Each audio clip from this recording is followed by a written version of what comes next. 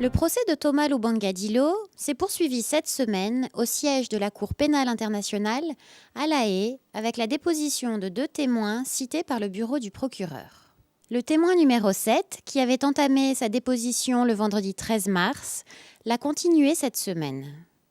Ce témoin est le 5e ex-enfant soldat présumé de l'UPC qui témoigne devant la Cour. Le témoin numéro 7 a raconté qu'il avait 15 ans quand il a été enlevé par les soldats de l'UPC sur le chemin en rentrant de l'école avec un groupe d'amis. Ils ont été emmenés au camp militaire Irumu, où il avait suivi une formation pendant 4 mois. Après Irumu, il a été transféré au camp militaire de Mandrou. Le témoin était interrogé par Julieta Solano McCausland. Témoin, pouvez-vous nous dire quand est-ce que vous avez été battu à Mandrou et pourquoi? À Mandrou, j'ai été d'abord frappé parce qu'on nous avait envoyé chercher de l'eau et nous avons marché lentement. Et de retour, j'ai été battu et c'était la première fois. Le témoin a affirmé que dans le camp Mandrou, des filles participaient également à la formation. Il a aussi déclaré qu'il y avait des filles dans le camp, que celles-ci participaient au combat, mais qu'elles étaient minoritaires et que quelques-unes étaient prises par les militaires pour en faire leurs femmes. Est-ce que les filles pouvaient dire non au commandant? Non.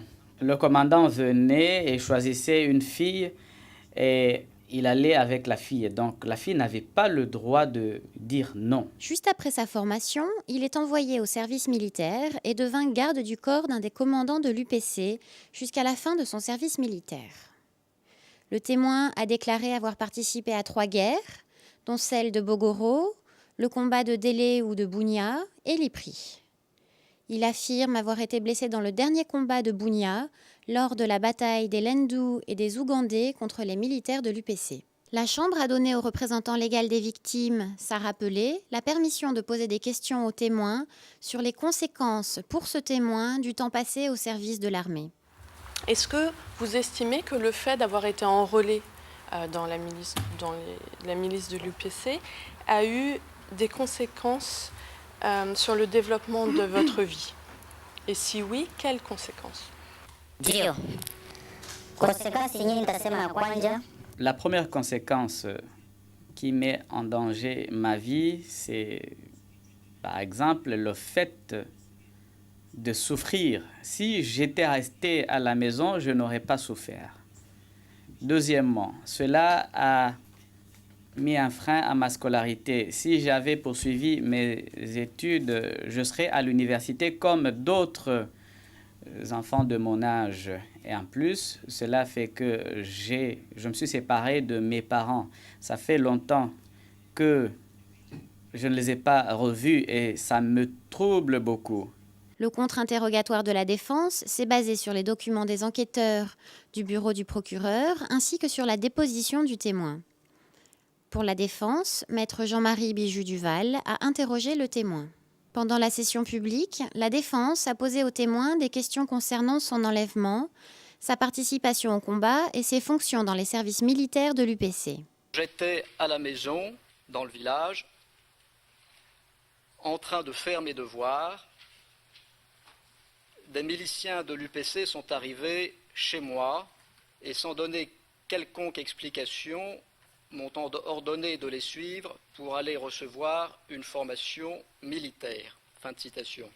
À la lecture de ce paragraphe, je comprends que les militaires interviennent alors que vous êtes à la maison, chez vous, en train de faire vos devoirs. Comment expliquez-vous divergence entre cette présentation faite en 2005 et les explications que vous avez données à la Cour maintenant? La différence, je ne saurais pas bien dire, mais je suis ici pour dire la vérité. Peut-être à ce moment-là, lors de ma démobilisation, j'avais peur peut-être de ma sécurité. À l'IRC, par exemple, il y avait un blanc qui est venu, qui commençait à me poser des questions que je n'avais pas très bien compris. Nous avions peur de donner les noms, de raconter ce qui s'était passé. Quand nous sommes rendus compte que c'est quelque chose de sérieux, alors à ce moment-là, nous avons commencé à dire la vérité. Voilà pourquoi je peux vous dire que cela pouvait être une confusion. Mais je vous confirme aujourd'hui que c'était à l'école où on nous a arrêtés. Donc lorsque vous répondez aux enquêteurs du procureur en 2005, vous donnez une fausse version de l'événement, n'est-ce pas? Je disais aussi la vérité, mais j'avais peur. La juge Elisabeth Odio Benito a posé des questions aux témoins concernant les filles présentes dans les camps. Le témoin a affirmé que les filles qui tombaient enceintes étaient chassées du camp par ordre des commandants. Pour éviter d'être chassées, elles avortaient alors sans aucune assistance médicale, en utilisant des médicaments traditionnels, et le témoin affirme qu'une de ces femmes a trouvé la mort en tentant d'avorter. Le second témoin, cité par le procureur, le témoin numéro 294, le 6e ex-enfant soldat présumé de l'UPC, a raconté que lorsqu'il avait 10 ans, un jour, alors qu'il rentrait de chez lui, il a trouvé la porte fermée et toute sa famille avait déjà fui. Ils sont allés au camp militaire pour demander de l'aide et le témoin est resté avec un civil qui gardait les bétails du commandant. Parfois, le commandant les envoyait demander de l'argent aux civils, leur ordonnait de procéder à des arrestations pour des raisons qu'ils ignoraient, voire de ramener des femmes au camp pour qu'ils couchent avec elles. Selon son témoignage, déposé au cours de la partie publique de l'audience, le témoin passait d'un camp militaire à un autre, a été entraîné dans le camp de Mondrou avant de devenir formateur des nouvelles recrues dans le camp de Rwembisengo en Ouganda. Vous dites que vous formiez des recrues. D'où venaient ces recrues? C'est des gens qui avaient fui les combats et qui étaient là. Je ne connais pas exactement ils venaient d'où, mais c'est des gens qui étaient sur place. C'est parmi les gens qui avaient fui la bataille.